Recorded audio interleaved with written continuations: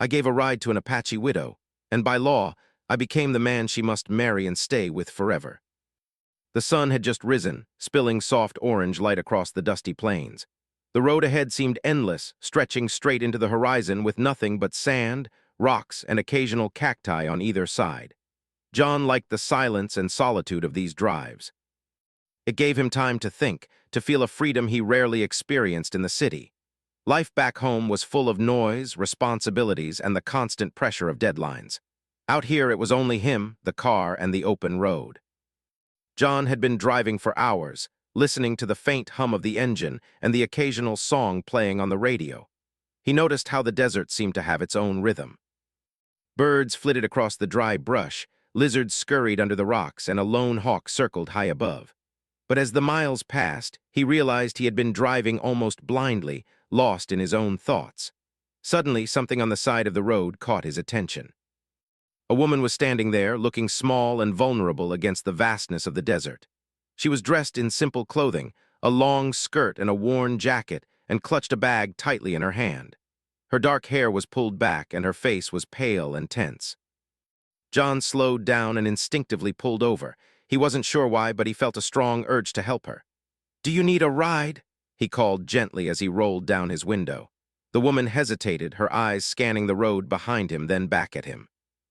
There was a sadness in her expression, a weight that seemed far older than her years. She nodded slowly, and John felt a mixture of relief and concern. He opened the passenger door, and she got in quietly. "Thank you," she said softly. Her voice was calm, almost quiet, but it carried a tone of exhaustion and worry. "Where are you headed?" John asked as he pulled back onto the road. "Just home," she replied, avoiding his gaze. John didn't press further. Something about her demeanor made him feel he shouldn't ask too many questions. She seemed fragile, yet there was a quiet strength about her, a resilience that was hard to miss. As they drove, the silence between them was filled with the sounds of the car and the occasional gust of wind that whipped across the desert. John tried to make conversation, talking about the road, the weather, and small things to put her at ease. But she spoke little, offering only short responses. He respected her space, sensing that she needed time to adjust to this sudden encounter. After some time, John noticed subtle signs of tension. The woman kept glancing at the rearview mirror, her hands clenched around her bag. He asked gently, "Is everything okay?" She hesitated, then whispered, "I'm coming back from a difficult place."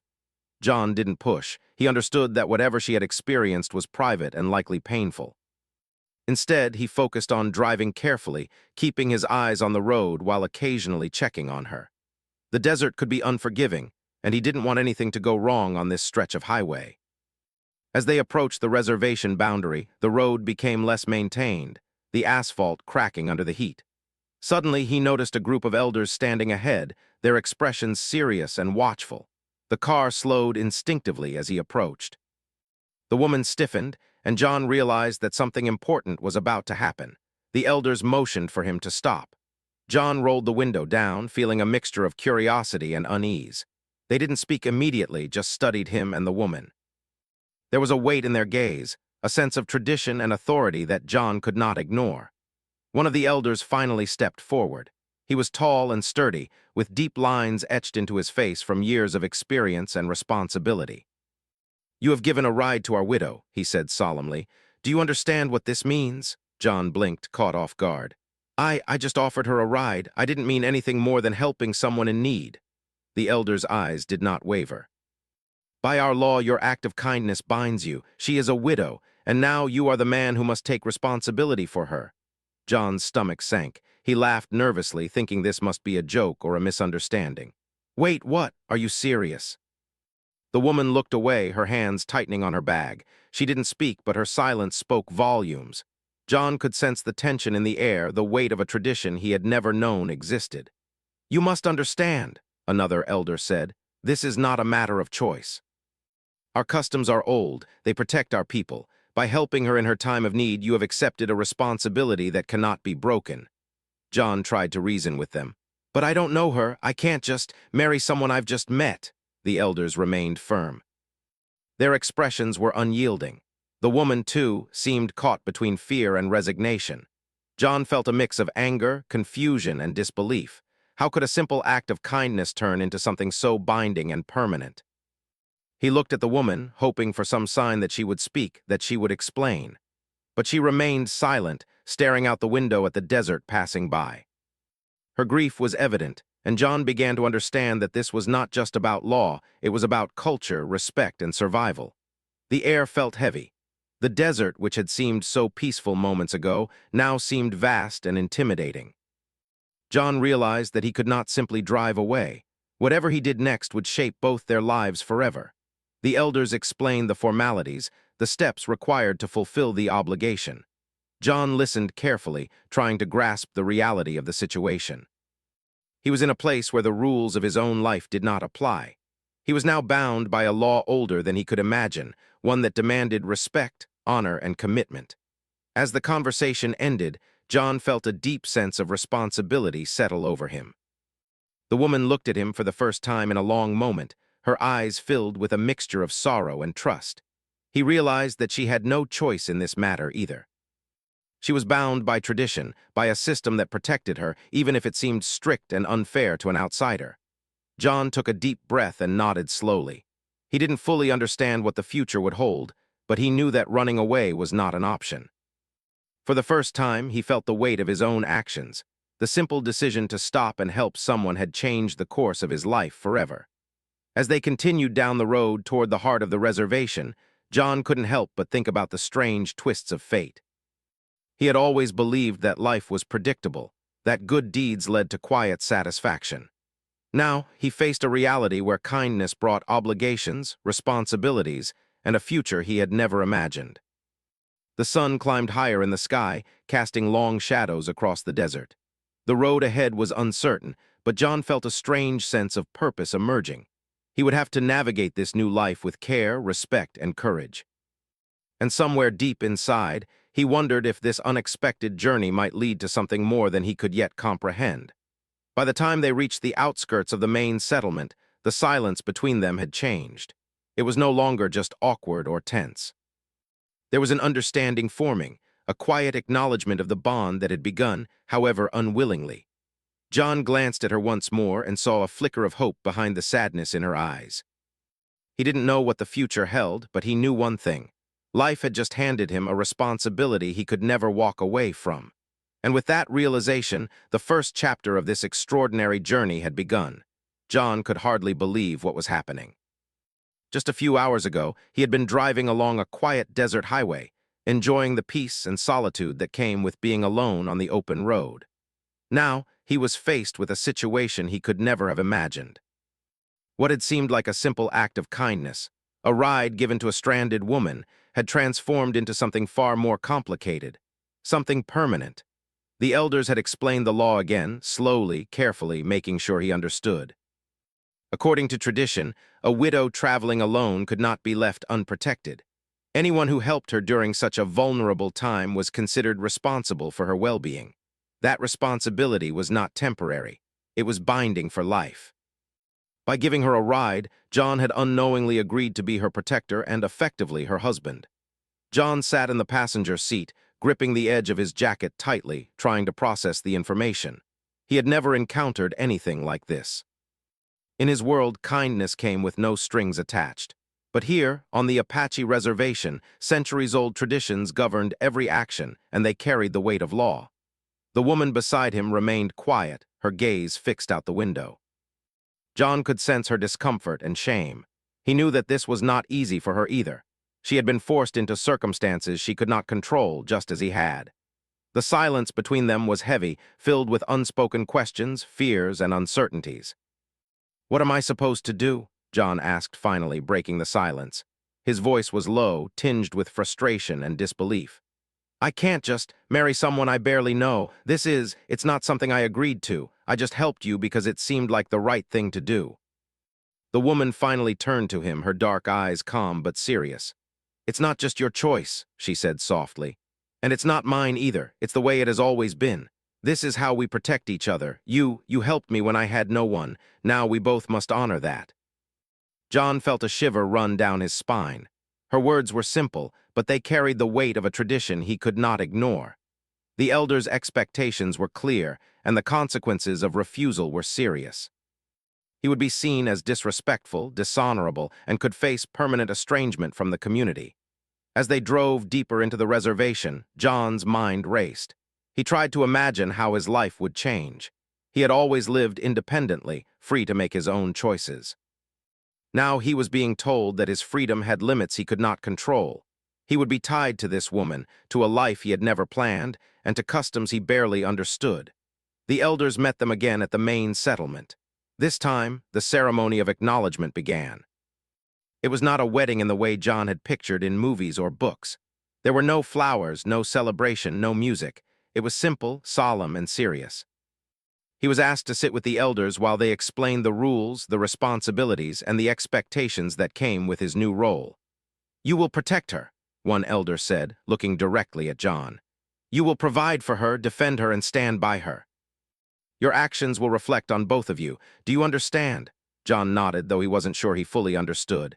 "Yes, I think I understand," he said slowly.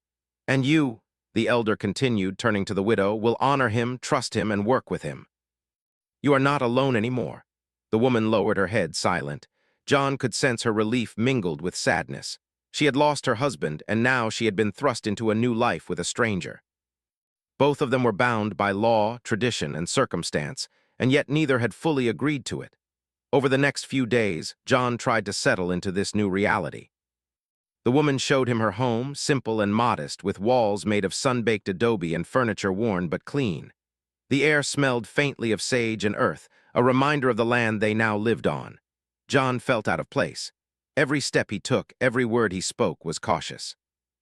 He was entering a world where his actions were scrutinized, where missteps could have serious consequences. The woman's family and neighbors watched him closely. Some were welcoming, some were wary, and others remained distant. John sensed that they were testing him, seeing if he would honor his obligations. He had to prove himself, not only to the elders, but also to the woman who depended on him. At first, life was awkward. Simple tasks like cooking meals or fetching water became sources of anxiety. John was used to convenience, to doing things his way. Here, every action mattered. He had to learn quickly how to live in harmony with their customs, to respect their ways, and to avoid offending anyone. The woman, too, struggled.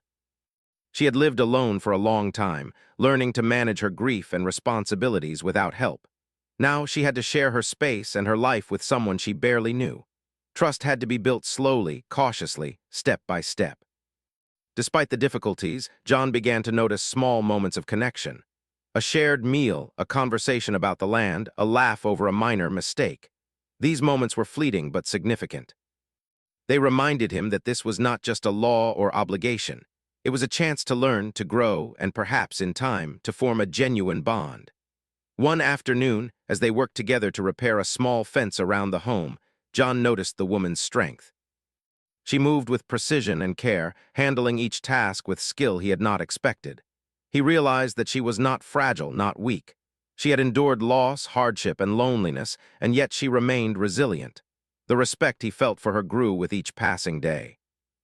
But even as he began to appreciate her strength, John could not ignore the pressure he felt. The law that bound them was ever present, a silent force that reminded him of his responsibility. He wondered if he could ever fully accept it, if he could ever reconcile his own desires with the demands of tradition. The elders visited frequently, offering guidance and reminding him of his duties. They spoke of honor, responsibility, and community. John listened, sometimes with frustration, sometimes with awe. He realized that their wisdom was not just about rules. It was about survival, respect, and the balance of life. One evening, after a long day of work, John sat alone outside, watching the sun set over the desert. The sky was ablaze with colors, orange, pink, and purple blending together in a breathtaking display. He thought about how one simple choice, stopping to help a woman on the side of the road, had changed everything. His life had shifted in ways he could never have imagined. The woman joined him quietly, sitting beside him without a word. They watched the sunset together, the silence between them no longer tense but contemplative. John realized that despite the unusual circumstances, they were beginning to understand each other. The bond formed by law was slowly transforming into something human, something real. Still, challenges remained. There were days when arguments flared, when misunderstandings arose, when the weight of tradition felt overwhelming. John struggled with his own feelings, torn between frustration and a growing sense of responsibility. He knew that this life would never be easy, but he also began to see that it could be meaningful. As weeks passed, John learned more about the woman's life, her late husband, and the hardships she had endured. He listened without judgment, offering support where he could. In return, she began to share small details about herself, her hopes, and her fears. Trust, though slow to grow, was beginning to take root. One night, the elders called him again. They spoke of the importance of commitment, of understanding that their law was not meant to punish, but to protect. John left the meeting with a heavy heart, but also a sense of clarity. He could no longer see this as just a forced obligation. It was a responsibility that required him to act with integrity, compassion, and respect. By the end of the second month, John began to accept the reality of his new life. He still missed his old routines, his freedom, and the predictability of his past.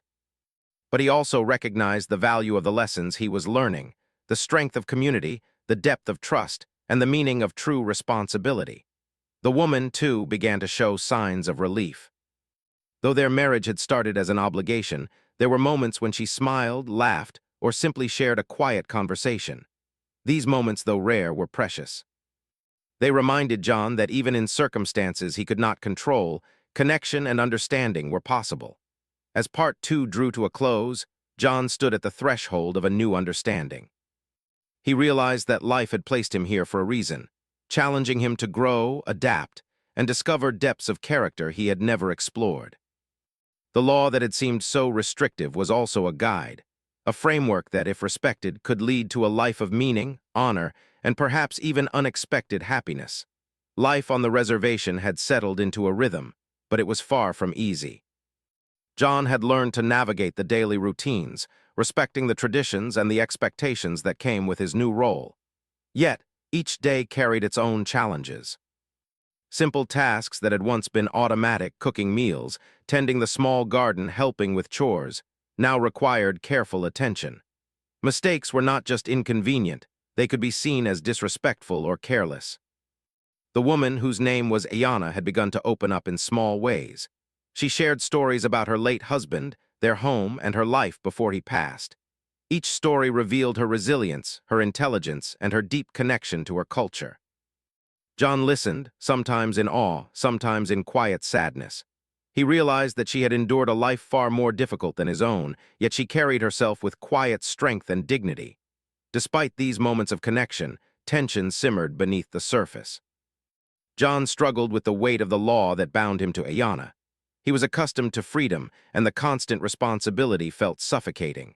At the same time, he could see that Ayana was carrying her own burdens, grief, loss, and the pressure of tradition.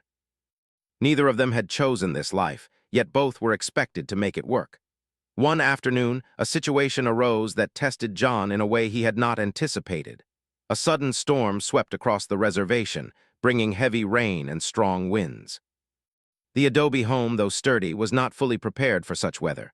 Water leaked through the roof, and small cracks appeared in the walls. John and Ayana rushed to secure the house, moving furniture and patching leaks as best they could. During the storm, John realized how much he had come to rely on Ayana's guidance. She moved with precision, directing him where to place items, how to reinforce the walls, and how to protect their small garden. Her confidence contrasted sharply with his own uncertainty, and he felt both admiration and frustration. He was learning, but slowly, and the pressure of the law made every mistake feel monumental. After the storm passed, they sat together, soaked and exhausted. John looked at Ayana and saw the weariness etched on her face. He felt a surge of empathy and responsibility. This was no longer about obligation alone. It was about partnership, about caring for someone who had already endured so much. In the days that followed, John began to see subtle changes in himself. He was no longer just fulfilling a duty. He was beginning to consider Ayana's needs and feelings, sometimes even before she voiced them. He learned her preferences, her routines, and the ways she measured respect and trust. Each small victory, each successful day, built a foundation for something stronger than mere obligation. Yet the pressure remained. The reservation elders observed closely, ensuring that John adhered to his responsibilities. Any lapse, no matter how small, could be seen as a failure of character. John felt the weight of judgment constantly. He had to prove himself not only to Iana, but to the community that watched them with quiet scrutiny. One evening, John discovered an old photograph tucked away in Iana's home. It was of her late husband, smiling warmly, surrounded by family. John studied the image and felt a pang of guilt and helplessness. He realized that he could never replace the man she had lost, no matter how much he tried. The law had brought them together, but it could not erase the past, nor the grief that lingered in her eyes. This realization brought a turning point. John understood that his role was not to fill the space left by her husband, but to walk beside her, to offer support, respect, and companionship. It was a subtle shift, but one that changed the way he approached their relationship. He began to listen more, to observe more, and to act with thoughtfulness rather than mere compliance. Despite the growing bond, challenges continued. There were moments of tension, disagreements over decisions, and misunderstandings about expectations. John sometimes bristled at the strict adherence to tradition, while Iana occasionally struggled with the boundaries imposed by law and custom. Their arguments were not loud, but they were real, reflecting the complexity of their situation. Through these challenges, John began to notice a change in Iana as well. She was no longer just a quiet, resigned widow. She was a partner, offering guidance, sharing responsibility, and slowly allowing trust to grow. The walls she had built around herself were not gone, but they were beginning to shift, allowing for connection and understanding. One particularly difficult day, a visitor arrived from a neighboring reservation. The visitor was an elder who had heard about John and Ayana's situation. He questioned John directly, testing his commitment and understanding of the law. John felt pressure rise within him. Every word mattered, every gesture was scrutinized. The elder's eyes were sharp, his questions deliberate. John realized that failure here would not only affect him, but would bring dishonor to Ayana and disrupt the delicate balance of trust in the community. John answered honestly, acknowledging his mistakes and expressing his dedication to learning and respecting the customs. The elder observed him quietly, then nodded. It was a small victory, but it felt monumental. John understood that he was being tested not only for obedience, but for character, integrity, and the capacity to grow. As time passed, John and Ayana began to develop routines together. They shared meals, tended the small garden, and cared for the animals that provided food and companionship. Each day, they communicated more, learning each other's rhythms, habits, and preferences. It was slow progress, but meaningful. One morning, John woke to find Ayana preparing breakfast for both of them. She had learned to anticipate his preferences, and he had learned to appreciate her care. They sat together quietly, sipping coffee, watching the desert wake to a new day. There was no dramatic declaration of love, no sudden shift in emotions. Instead, there was understanding, companionship, and a subtle recognition that their lives had become intertwined in a way that mattered. The elders noticed the change as well. They saw John's growing respect for Ayana, his attentiveness to tradition, and his willingness to adapt. Their approval was quiet but significant. It reinforced John's understanding that his journey was not just about following rules. It was about becoming a person worthy of trust, responsibility, and honor. Yet even as the bond between them strengthened, John could not ignore the loneliness that lingered in both their hearts. Ayana still grieved her husband, and John still missed the freedom of his former life. Their connection was growing, but it was tempered by reality. The past was never far behind, and the law that had bound them together was always present.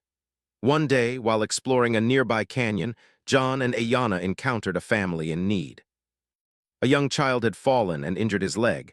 Without hesitation, John acted, using his skills and knowledge to help. Ayana supported him, guiding the child's family and offering comfort. In that moment, John realized that his role extended beyond their immediate household. He was part of a larger community, responsible not only for Ayana but for the people around them. The law that had seemed restrictive was, in fact, a path to meaningful action, connection, and purpose. That evening, as they returned home, John felt a quiet sense of fulfillment. The day had tested him, challenged him, and reminded him of the importance of courage, compassion, and responsibility.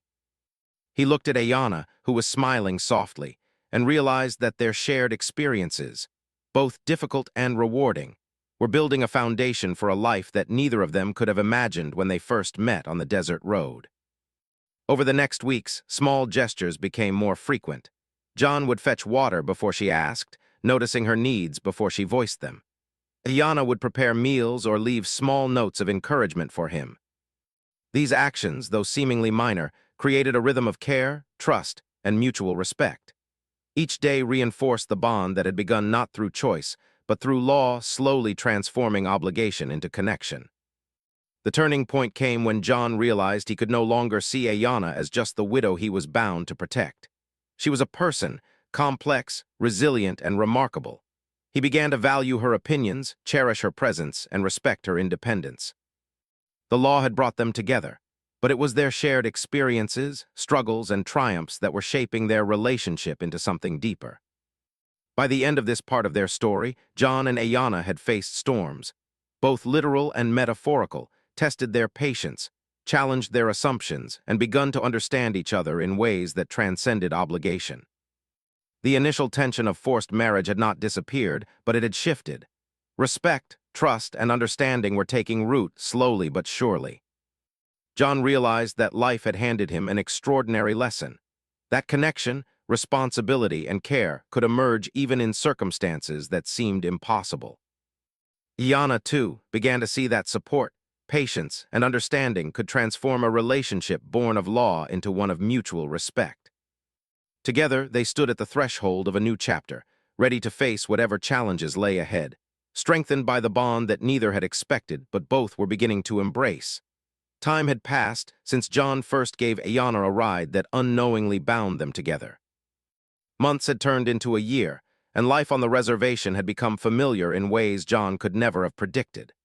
The initial tension, fear, and disbelief had gradually shifted into understanding, respect, and an unspoken bond that grew stronger with each passing day.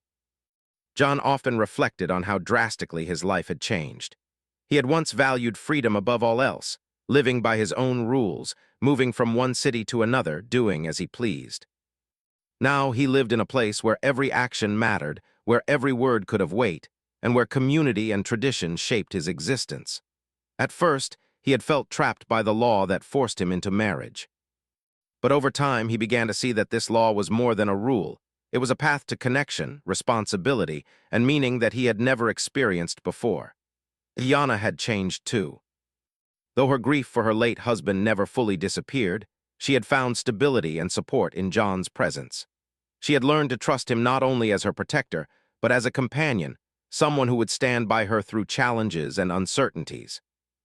Their relationship was no longer defined by obligation, but by mutual respect, shared experiences, and the quiet understanding that came from living together day after day. Life on the reservation was not easy. John and Ayana faced hardships that were far removed from anything John had experienced before. There were days when the weather made work difficult, storms that threatened their home, heat that drained energy, and cold nights that required careful preparation.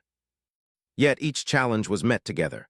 They learned to rely on one another, to anticipate each other's needs, and to act with patience and care. One afternoon, John noticed Ayana struggling with a small task in the garden. She had been trying to secure a patch of soil for planting, but the ground was hard and dry. Without thinking, he stepped in to help. Together, they worked side by side, sharing the effort, offering encouragement, and laughing when something went wrong. It was a simple moment, but it symbolized the transformation of their relationship. They were no longer two strangers bound by law, they were partners, learning to face life together. The elders continued to watch them closely, but their scrutiny had changed. At first, every mistake was noted, every misstep criticized. Now the elders observed with quiet satisfaction. John had proven his commitment, his respect for tradition, and his ability to act with integrity. Ayana, too, had shown resilience and adaptability. The community began to see them not just as a pair bound by law, but as a couple capable of contributing to the life and harmony of the reservation. Despite their growing bond, there were still moments of doubt and fear. John sometimes worried about whether he was truly living the life he wanted. He missed the independence he had once taken for granted, and sometimes wondered if he had lost too much freedom. Iana, too, had her moments of sadness, remembering the life she had shared with her late husband and the dreams that were no longer possible. Yet, these moments were tempered by the trust and understanding they had built. They knew that while the past could not be changed, the present and future were theirs to shape. A turning point came when the reservation faced a crisis. A severe drought threatened crops, livestock, and the water supply. The elders called upon every able-bodied member of the community to help manage resources, repair irrigation systems, and support families in need. John and Ayana worked tirelessly, coordinating with neighbors, fixing water channels, and distributing supplies. The experience was exhausting, but it brought a sense of purpose and belonging that John had never felt before. During those long days, John began to see Ayana in a new light. Her strength, courage, and resourcefulness amazed him. She moved with confidence, offered guidance, and remained calm even under immense pressure. He realized that the woman he had once thought of only as a widow he was obligated to protect had become a true partner, someone whose wisdom and character he deeply admired. In turn, Ayana observed John's dedication, patience, and growing understanding of her culture and traditions. She saw a man who had once been an outsider struggling to adapt, now fully committed to his responsibilities, not because he had to, but because he chose to. She recognized his efforts, his respect, and his willingness to put their shared life and community first. One quiet evening after a long day of work, they sat together outside their home. The sky was painted with shades of orange and pink as the sun set over the desert. They watched in silence, sharing a moment of peace and reflection. John reached out, gently taking Yana's hand. She did not pull away. Instead, she held it, a small but powerful gesture that reflected the trust and connection they had built over time. "I never thought I'd end up here," John said softly, breaking the silence. "Not like this, not with all of this responsibility, but I'm grateful in a way, grateful that I stopped that day that I gave you a ride." Iana smiled faintly. "I'm grateful too," she replied. "It hasn't been easy, but I've learned that life can surprise us in ways we don't expect. What felt like a burden at first became something meaningful." Their words hung in the air, quiet but significant. Neither spoke of love in the dramatic sense, but there was an understanding, a recognition of the deep bond they had formed. It was a love built slowly, carefully, through shared effort, respect, and mutual care. As time passed, the couple continued to grow closer. They celebrated small victories together, the successful harvest of crops, the repair of a damaged fence, or simply a day when everything went smoothly. They also supported each other through setbacks, illness, difficult neighbors, or the harsh realities of desert life. Each challenge strengthened their connection, teaching them patience, compassion, and resilience. John began to see that freedom was not just about independence. It was also about choice within responsibility. He could choose how he approached his life, how he treated Ayana, and how he contributed to the community.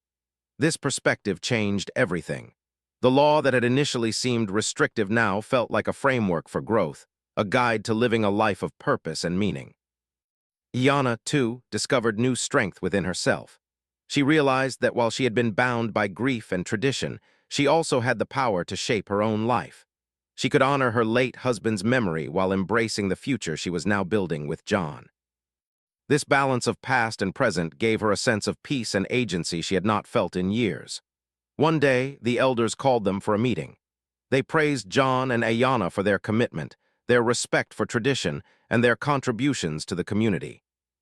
It was a moment of recognition, validation, and pride. John felt a deep sense of accomplishment, not for himself alone, but for the partnership they had built and the trust they had earned. In that moment, John understood the true meaning of the law that had brought them together. It was not about forcing a union or punishing those who refused. It was about protection, responsibility, and the creation of bonds that could sustain both individuals and the community.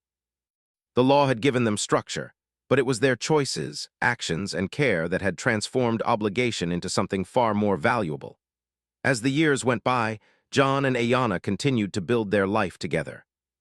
They faced challenges, celebrated joys, and supported each other through sorrow. Their home became a place of warmth, stability, and love, not the romanticized love of storybooks, but a deeper, enduring connection rooted in respect, trust, and shared experience. John often reflected on the journey that had brought him here. A single act of kindness, a simple offer of a ride, had completely changed the course of his life. It had led him to a place he could never have imagined, with a partner he had never expected, in a community that had taught him the meaning of responsibility, honor, and human connection. Yana, too, reflected on their journey. She had lost much in her life, yet she had gained a companion, a protector, and a partner who had proven himself worthy through actions, patience, and care. Together, they had navigated the complexities of tradition, grief, and unexpected circumstances to find a life that, though not perfect, was meaningful and fulfilling. In the end, the law that had once seemed so restrictive became a symbol of opportunity.